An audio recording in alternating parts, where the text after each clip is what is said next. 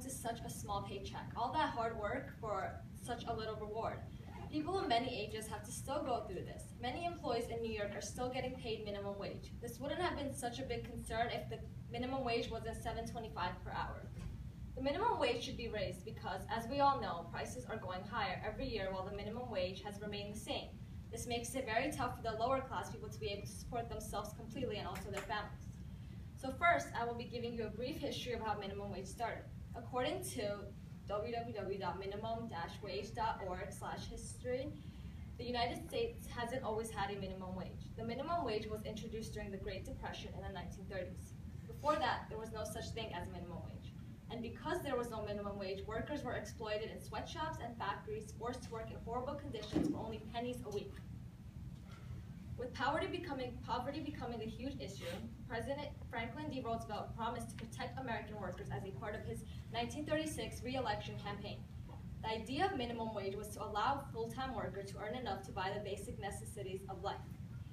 Minimum wage was established during the Fair Labor Standards Act, FALSA, in the year 1938 when it was only 25 cents per hour. That turned into $5.85 in 2007 and increased to $7.25 in 2009. Today, there is a continuing debate over the minimum wage, which is $7.25 per hour if that's a fair living for people. So everyone's concern is that if the minimum wage gets raised, it will have a major effect on employment and jobs. And people say that people are going to get fired because they won't have enough payroll for everybody. So according to the Bureau of Labor Statistics, www.politifact.com/truthometer/statements, increasing the minimum wage isn't always followed by job growth or loss. There were 12 months of job growth following the 1978 increase, but 12 months of job loss following the 2008 increase. This shows that raising the minimum wage has an insignificant effect on job rates, and people aren't going to lose their jobs or gain extra jobs because of that. As reported from the Center of Economic and Policy Research, it shows that there's little to no effect on employment when the minimum wage goes up. Those who say raising the minimum wage results in job loss usually follows the logic that when workers become more expensive, businesses won't be able to hire them, and that way unemployment follows. But David Newart, an economist who has researched this issue, believes raising the minimum wage reduces employment for only people that are lower skilled. So why should the minimum wage be raised?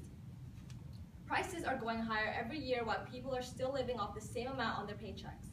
According to www.cnn.com/2014/10/10opinion, the national minimum wage of $7.25 per hour is very low. It has remained unchanged for more than 5 years. During that time, the cost of food, utilities, transportation, everything has gone a lot higher, and people aren't able to afford that anymore. Low-wage workers' paychecks have remained the same, which makes life very tough for them.